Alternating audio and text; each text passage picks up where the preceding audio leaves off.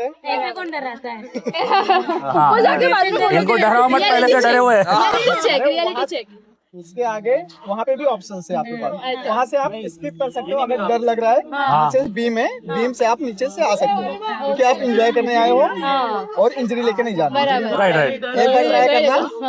एक बार ट्राई करना, अगर होता है तो करिए, नहीं होता तो फिर नीचे से होता है कि ये होता है कि ये करेंगे करेंगे करेंगे we can do it, yes.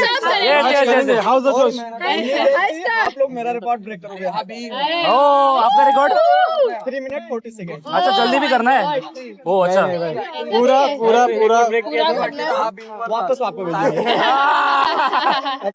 तर फायनली आपल्यामधल्या 4 मित्रांचा हा ॲडव्हेंचर चालू झाला आहे. खालून बघतानाच हा ॲडव्हेंचर सोपा दिसतोय, पण प्रत्यक्षात वरती जाऊन करताना किती कठीण आहे ते सांगता येत नाही. बिकॉज हा लेवल वाईज आहे. इथून वरती जायचं आहे, इथून प्रत्येक ठिकाणी वरती जायचं आहे. तर बघूया कसं वाटतं ॲडव्हेंचर करून.